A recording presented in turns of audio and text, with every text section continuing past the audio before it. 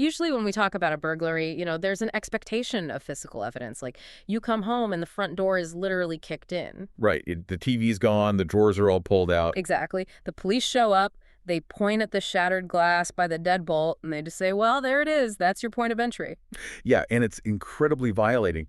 But in a bizarre way, that physicality offers a kind of psychological comfort. A comfort. I Yeah. mean, your house just got robbed. Right. But you know exactly what happened. You know when it happened, and you know what you need to do next to secure the perimeter. You go buy a heavier door, you upgrade the lock. We are fundamentally wired to deal with threats we can actually see and touch. That makes sense. But when you step into the world of digital identity and cybercrime, which is what we're looking at today, that shattered glass completely ceases to exist. Completely. It's a totally different paradigm. Yeah, we are looking at a threat landscape that is entirely invisible, it's silent, and it is incredibly patient. The intruder doesn't kick the door in, they just quietly copy the key. Yeah, they walk around your house without moving a single piece of furniture, and then they leave. And you don't know you've been robbed until months, or sometimes literally years, after the thief has already left the building. It is the absolute definition of invisible warfare. Hmm. And the most unsettling part is just the sheer scale of it. Right, which brings us to our mission for this deep dive.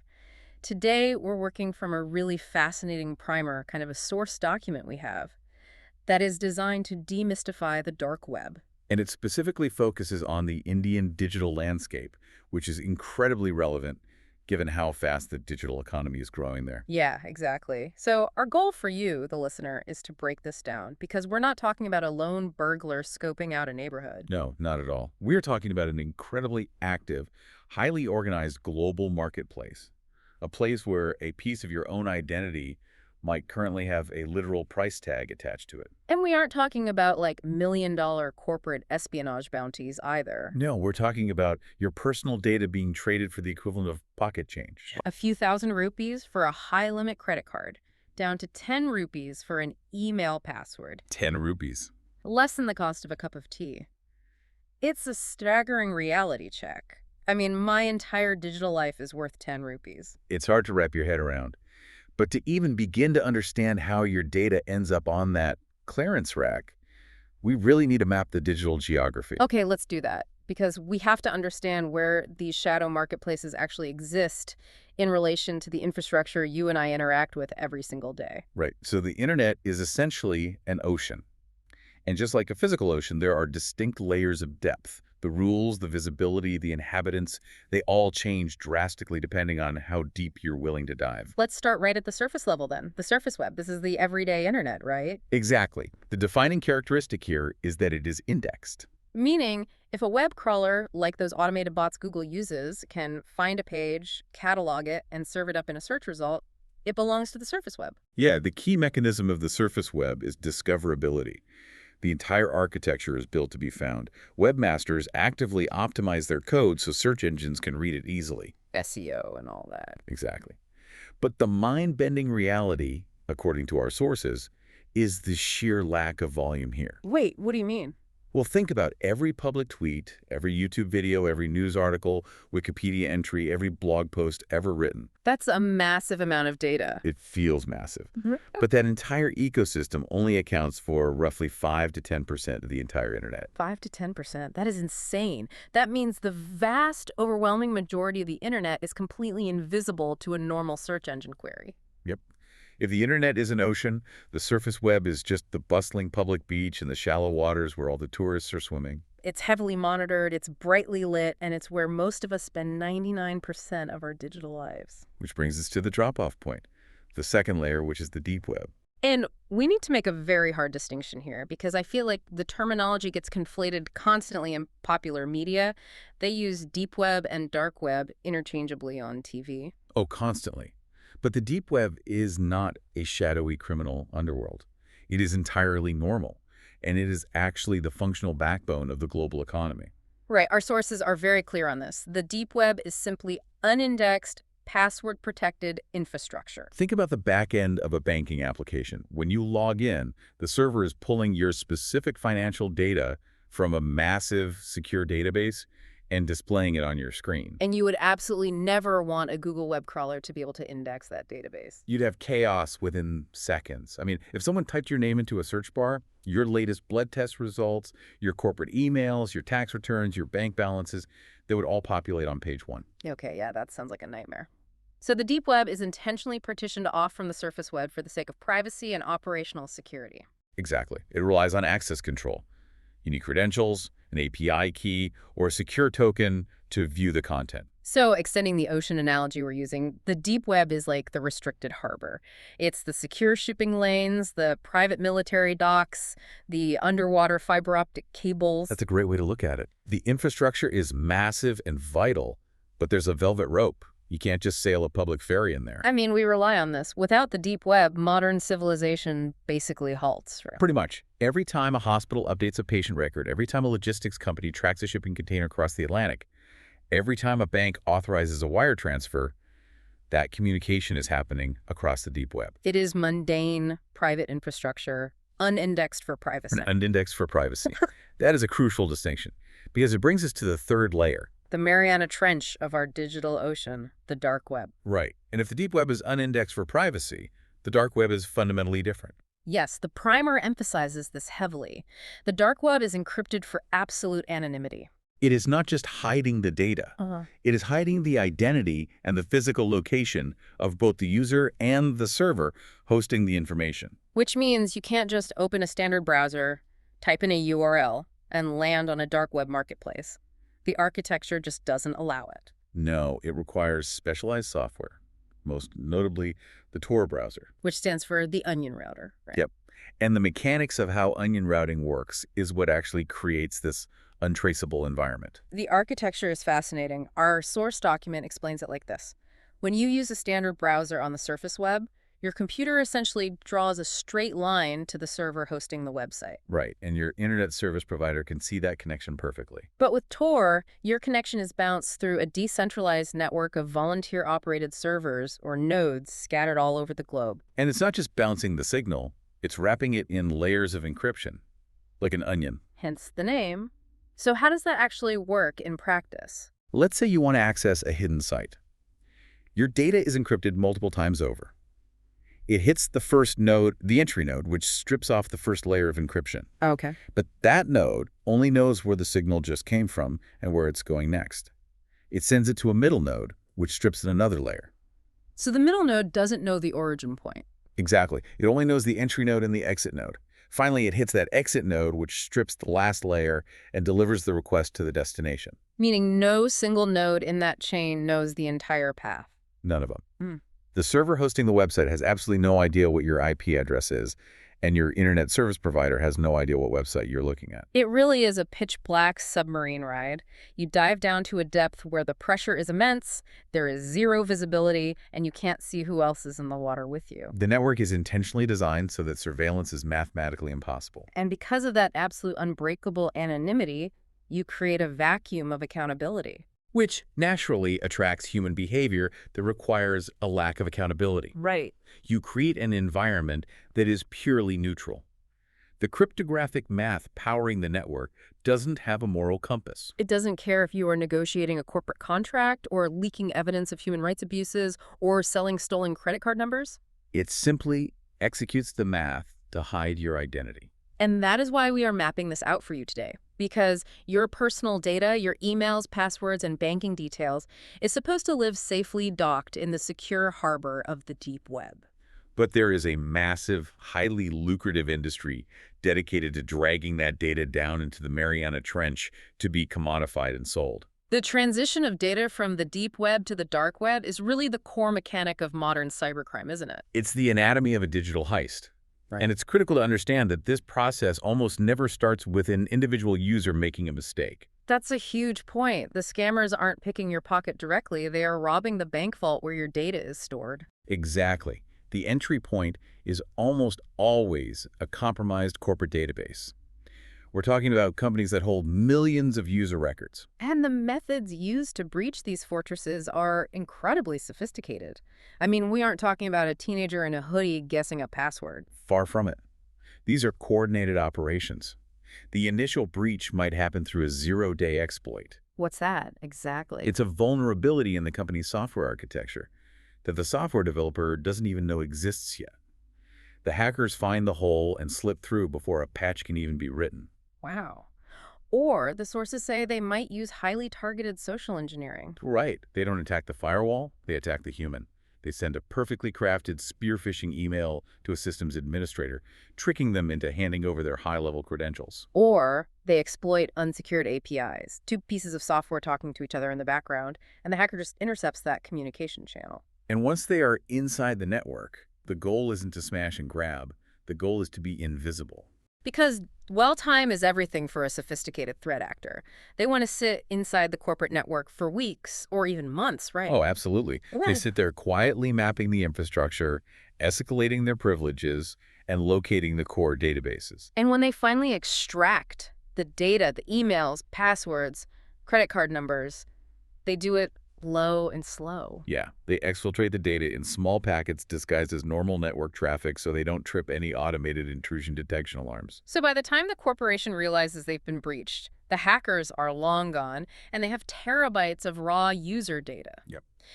Now, logically, you would think the hacker who just stole 50,000 credit card numbers would just start using them. I mean, if I have the keys to 50,000 bank accounts, why wouldn't I just drain them myself? Right, why go through the hassle of setting up a storefront on the dark web to sell the data to someone else? Exactly. It seems like an unnecessary middle step.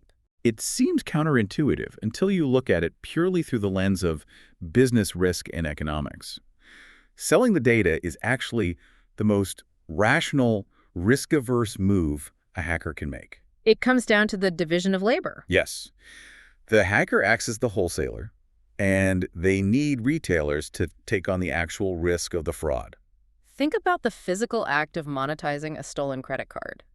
If you use it to buy high-end electronics to resell, you have to ship those physical goods somewhere. You need a drop address, you need a network of mules to pick up the packages. And if you try to wire the money, you have to interact with the traditional banking system, which is heavily monitored by anti-money laundering algorithms. Right. The moment you actually attempt to use the stolen financial data, you have to step out of the dark web and interact with the surface web or the deep web.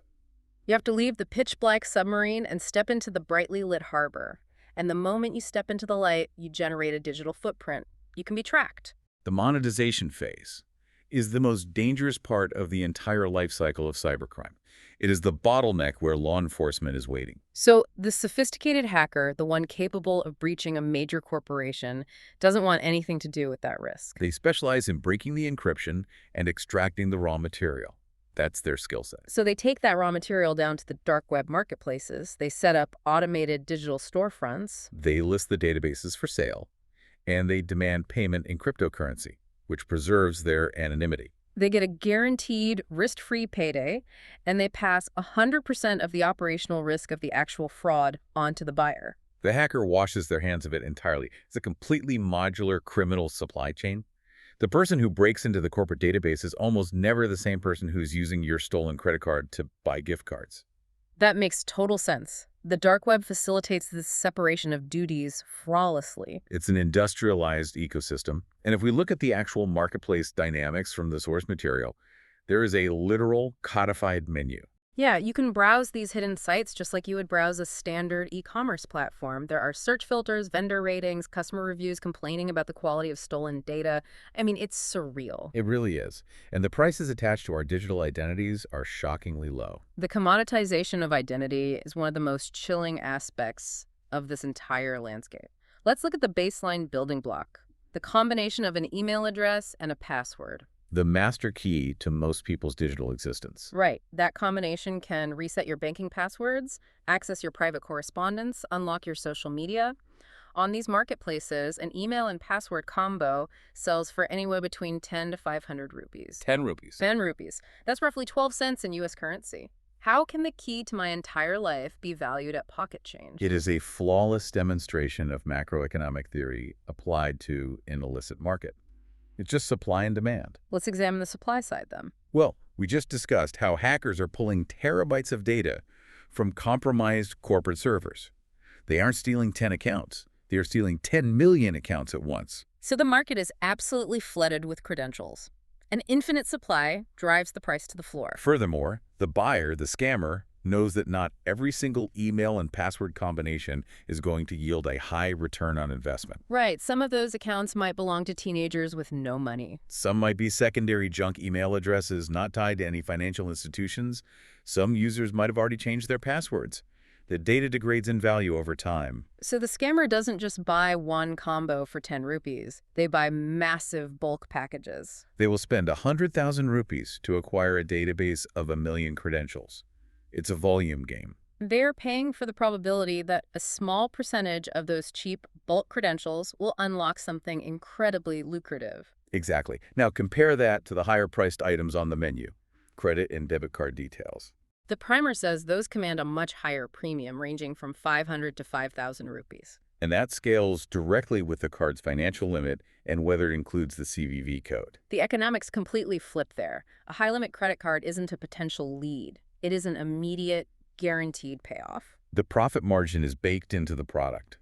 If I buy a card with a 500,000 rupee limit for 5,000 rupees, the return on investment is massive and instantaneous. Makes sense. The market prices the data based on its proximity to immediate financial liquidation. And this brings us to the more complex data sets, particularly within the context of massive digital economies like India, which our source highlights. Right, the demand for foundational identity documents, Aadhaar data and KYC, or Know Your Customer, documentation is incredibly high. For context for our listeners, Aadhaar is India's biometric identification system.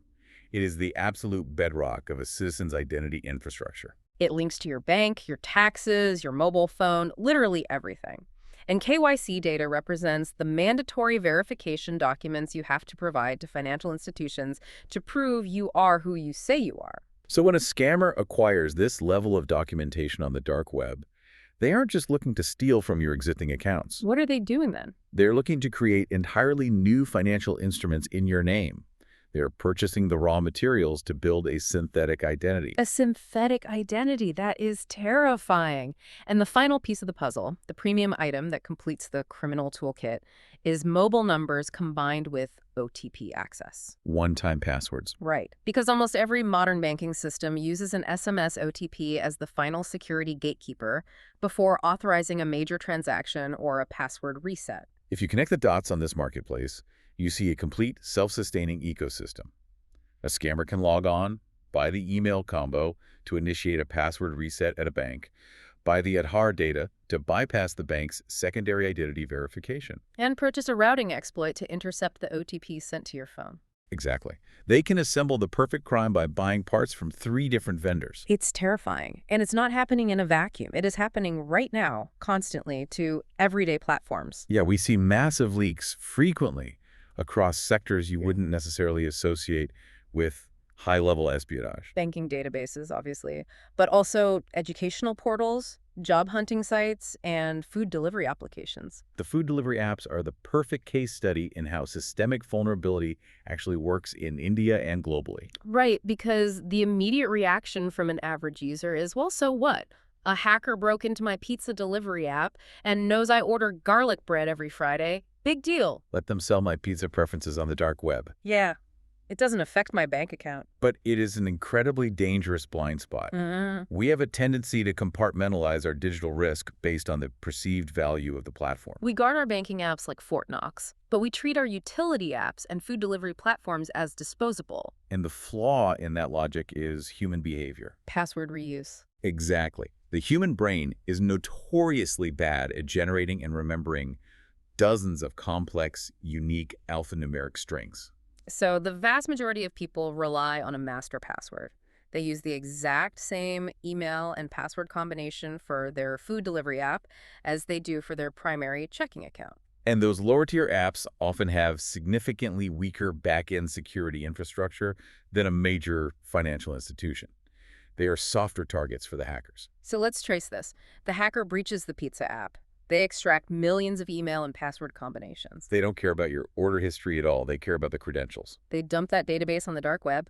The scammer buys it for pennies, and then the scammer initiates a credential stuffing attack. This is where the mechanics get really aggressive. How does a credential stuffing attack actually work in practice? Because banks have security protocols. If I type my password wrong 3 times, my bank locks me out. How does a scammer test thousands of passwords without triggering those massive red flags. They use the same principles of distributed networking that power the internet itself. A scammer doesn't just sit at their laptop typing in passwords one by one. They use a botnet. Right, a botnet, a network of thousands of infected computers or compromised smart devices around the world. These devices act as proxies. So the attack isn't coming from one IP address in a basement somewhere. It's coming from, like, a smart fridge in Ohio, a compromised router in London, and a hijacked webcam in Tokyo. Precisely. The scammer software takes the massive list of stolen pizza app credentials and automatically points them at the login pages of every major bank. But it cycles their requests through the botnet. Yes. It tries your email and password from an IP address in Ohio. If it fails, it moves to the next credential on the list, but routes the next attempt to the IP address in London. Oh, wow. So the bank's security system only sees one failed login attempt from Ohio and one failed login attempt from London. It never sees the 3 consecutive strikes from a single source, so it never triggers the lockout protocol. It is a low and slow, highly distributed attack. And because of the statistical reality of password reuse, a certain percentage of those pizza app credentials will successfully unlock a high-value banking portal. The scammer bypasses the billion-dollar security infrastructure of the bank simply because the user used the same key for their front door as they did for their garden shed. The chain is only as strong as its weakest link. And to make matters worse, you might not even be the one who caused the weak link. A massive amount of sensitive data like the Aadhaar and KYC documents we talked about is exposed through third-party supply chain leaks. Because the modern digital economy is entirely interconnected. You might hand your physical ID card to a trusted bank officer to open an account. You feel completely secure. But that bank contracts a third-party vendor to digitize those records. And that vendor uses a third-party cloud hosting service to store the digital files. And a junior engineer at that cloud hosting service misconfigures a storage bucket, leaving it publicly accessible to the internet without a password.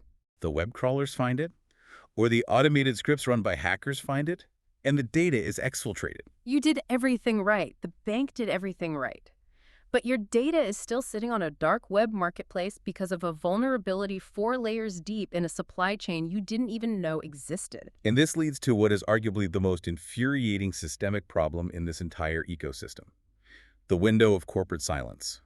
When these breaches happen, whether it's the main company or a third-party vendor, there is often a massive delay in notifying the public. The gap between discovery and disclosure is the scammer's golden hour, or, more accurately, their golden month. But why do companies wait? I mean, if a bank's database is breached, why wouldn't they instantly email every customer and say, change your passwords right now?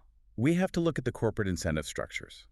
A massive data breach is an existential crisis for a company. It is a public relations disaster. It triggers immediate stock price plummeting, it opens the door for massive class action lawsuits, and it invites severe regulatory fines. So panic sets in at the corporate level? Exactly. When the internal cybersecurity team detects an anomaly, the first call isn't to the customers. The first call is to the legal department and the crisis management PR firm. The company wants to fully understand the scope of the breach before making a public statement. They want to patch the vulnerability, figure out exactly whose data was taken, and draft a controlled narrative to minimize liability. We take your security very seriously out of an abundance of caution. We've all read those emails. That internal investigation and legal maneuvering takes time, weeks, sometimes months. But during those weeks, the hackers are not sitting idle. They have already extracted the data, uploaded it to the dark web, and sold it. The credential stuffing attacks are already running on botnets. The synthetic identities are already being built. The damage is actively occurring, and the user, the actual victim, is completely defenseless because they're operating under a false sense of security. They have no idea the attack surface has fundamentally changed. It's a perfect storm of invisible threats and delayed warnings, which is why we have to aggressively deconstruct the illusions of safety that average internet users operate under. We have to shatter the myths. Let's do that, because there are 3 massive myths that keep people complacent. And the first one is actually about the nature of the dark web itself. We've spent this entire time outlining how it is a haven for automated cybercrime. But the primer makes it clear that the dark web is not solely a criminal enterprise. It is a deeply complex, dual-use technology. It is the ultimate paradox. The exact same infrastructure that facilitates the sale of your stolen identity is simultaneously acting as a critical lifeline for human rights activists, dissidents, and journalists operating under oppressive regimes. How do we reconcile that? We have a network that is weaponized to destroy financial lives, but it's also used to protect democracy and free speech. You reconcile it by understanding the absolute neutrality of mathematics. We talked about onion routing and layers of encryption earlier. Yeah. That cryptographic math is a tool, exactly like a hammer. A hammer can be used to build a house, or it can be used to break a window. The hammer does not possess intent. If you build a system designed to perfectly mask the origin and destination of digital communication, it applies that mask indiscriminately. Think about it. If you are an investigative journalist in an authoritarian state, simply accessing a foreign news website on the surface web could flag your IP address to state surveillance. Publishing an article critical of the government could result in immediate imprisonment. The surface web and the deep web are compromised environments for you. You need the Mariana Trench. You need the absolute dark to communicate with whistleblowers, to bypass state firewalls, and to transmit evidence to the outside world. For those individuals, the Tor network isn't a shadowy black market. It is the only mechanism for survival. The encryption protects them from the secret police. But the tragic, inescapable reality of cryptography is that you cannot selectively weaken it. You can't dull just one edge of the sword. Exactly. If governments force developers to build a backdoor into the dark web's encryption so law enforcement can catch the hackers selling credit cards. That backdoor fundamentally breaks the mathematics of the security. And if a backdoor exists, it will inevitably be discovered and exploited by the authoritarian regimes to hunt down the journalists. The mathematical shield that protects the innocent is the exact same shield that protects the guilty. You cannot have one without the other. It's a heavy philosophical reality. But moving from the global scale down to the personal, let's look at the second myth that keeps people complacent. The myth of personal diligence. I am a normal user. I have antivirus software. I don't download sketchy files. I don't click on weird links. My data is safe because my personal digital hygiene is good. This is the illusion of control. We desperately want to believe that if we follow the rules, we are immune to the consequences. But the reality, as we explored with the supply chain leaks, is that your personal device security is largely irrelevant once your data leaves your hands. If your email is registered on a third-party website and that site's backend server is breached, your data leaks. It doesn't matter if you have military-grade encryption on your personal laptop. You entrusted your data to a corporate fortress, and the fortress walls were breached. Your risk profile is tied directly to the weakest security protocols of the least secure service you use. Simply participating in modern society, paying taxes, ordering food, applying for jobs, requires you to distribute your personal data across dozens, if not hundreds, of interconnected databases. Personal diligence is necessary, but it is entirely insufficient to stop systemic breaches. Which leads directly into the third, and perhaps the most psychologically entrenched myth. I am not important enough to be targeted. We all do this. We imagine cybercrime like a Hollywood heist. The sophisticated thieves are using binoculars to scope out the billionaire's vault. They want the big score. Why would a dark web hacker waste their time trying to break into the checking account of a middle-class worker with a few $1,000s to their name? This misunderstands the fundamental nature of the modern digital black market. The dark web economy is not a boutique jewel heist. It is industrial, mechanized farming. The scammers are not using binoculars. They're using massive dragnets. Precisely. They do not know who you are, they do not know what your net worth is, and frankly, they do not care. The entire process is algorithmically automated. When a scammer buys a bulk database of 100,000 credentials, they aren't manually reading the names and deciding who looks wealthy. The botnet we talked about earlier is just blindingly throwing every single key at the door to see what turns. The algorithm processes the list at lightning speed. If your credential works, the script automatically logs in, scrapes the account balance, and executes a transfer. It requires zero additional human effort to steal $500 from you as it does to steal $50,000 from someone else. The marginal cost of attacking you is effectively zero. Automation makes everyone a profitable target. If they can extract a tiny amount of money from thousands of different people simultaneously, the aggregate profit is massive. You aren't being targeted because of your status. You are being targeted because your data was swept up in the net. You are a row on a spreadsheet being processed by a script. And once that script hits, the abstract concept of stolen data suddenly becomes a very tangible, localized crisis. This is where we move from the macroeconomics of the dark web to the immediate, devastating reality in a victim's living room. We have to look at the ripple effect. The timeline of these attacks is what makes the ripple effect so insidious. It is a slow-burning fuse. The corporate database is breached in silence. Months pass. During the window of corporate silence, the data is sold. The botnets run their scripts, and then, seemingly out of nowhere, the blast wave hits. And it manifests in incredibly diverse, frustrating ways. The most obvious is direct banking fraud money disappearing from your account.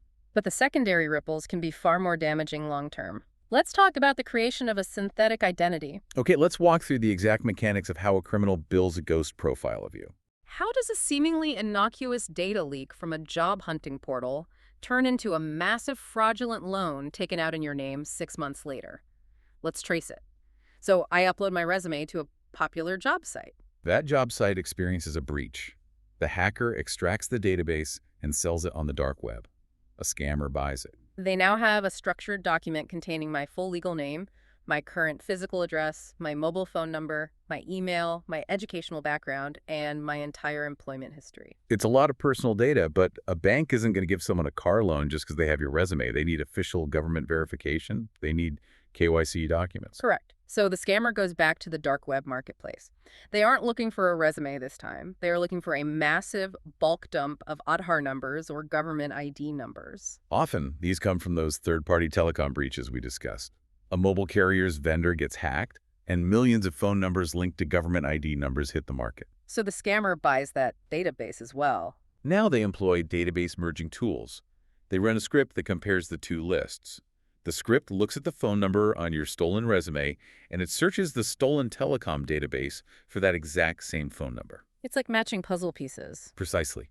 The script finds the match. It links the Aadhaar number from the telecom breach to the physical address and employment history from the job site breach. Suddenly, the scammer has a complete, holistic profile. They have the government verification, the proof of residence, and the employment history required by financial institutions.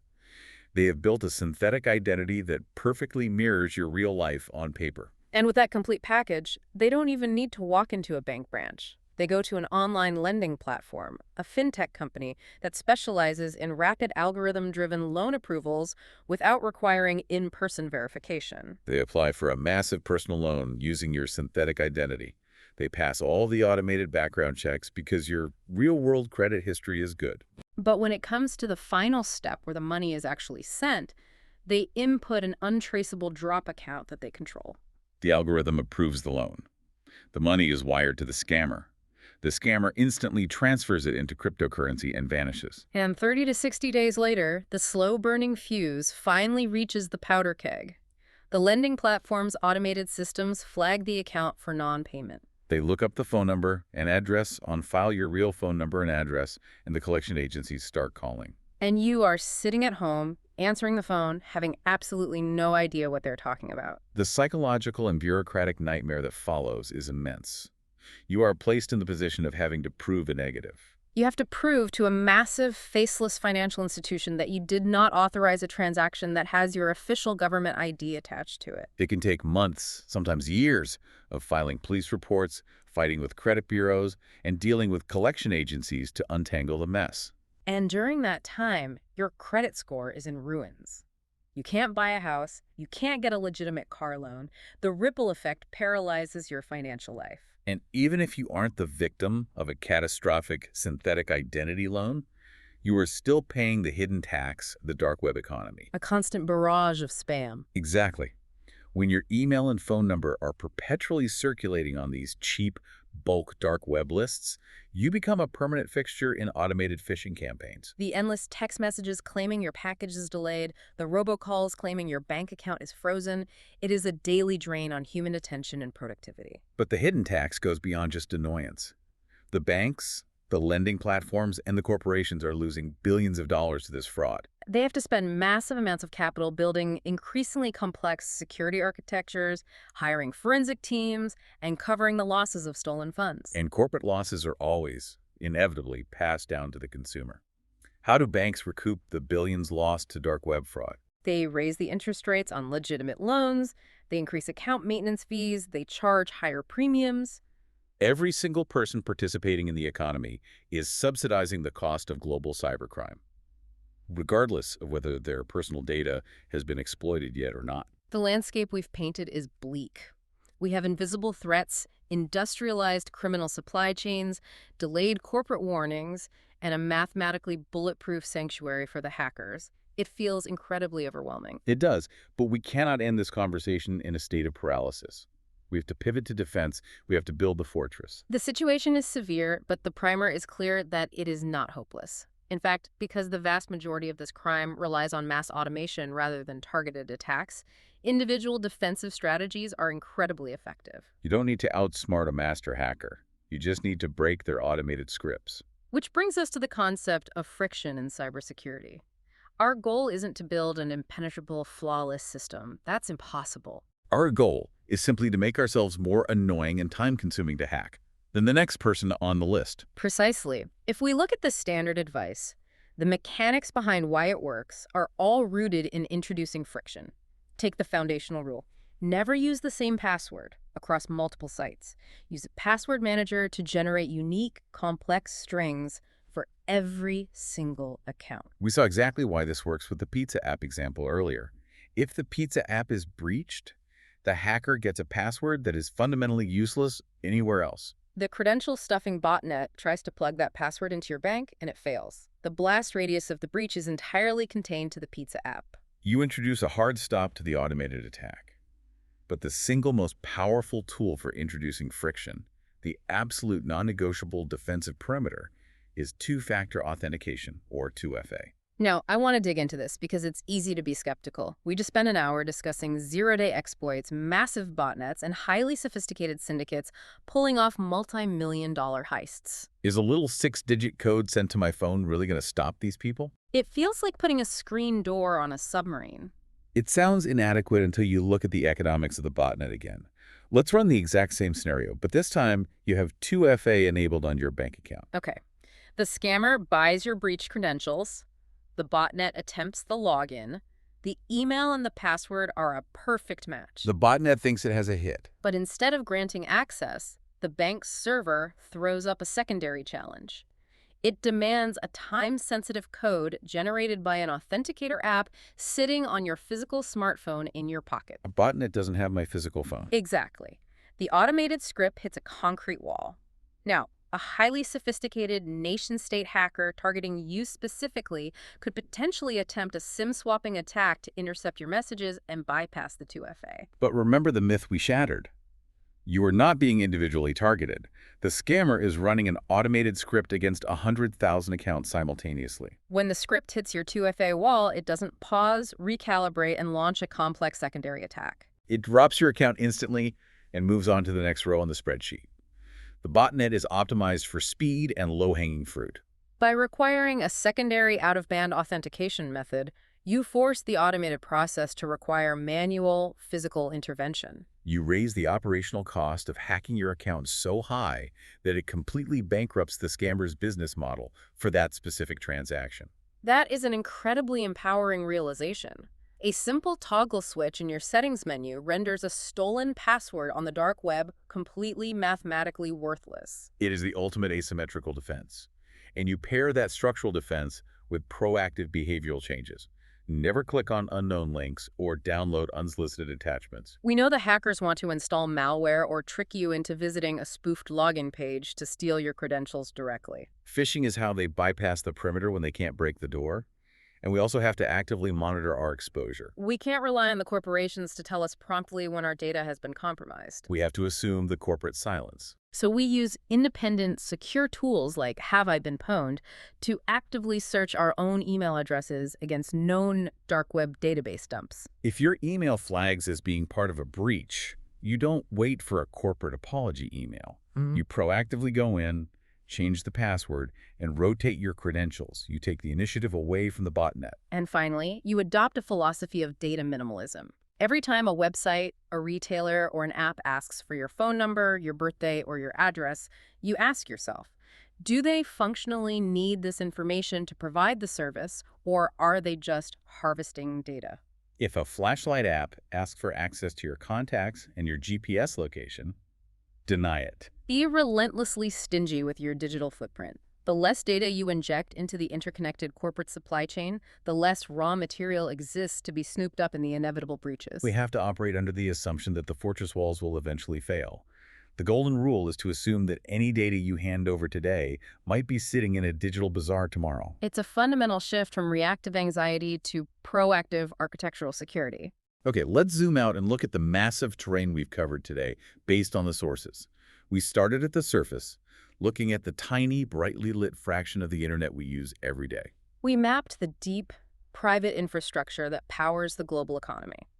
And we took the submarine all the way down to the Mariana Trench, exploring the encrypted, untraceable architecture of the dark web.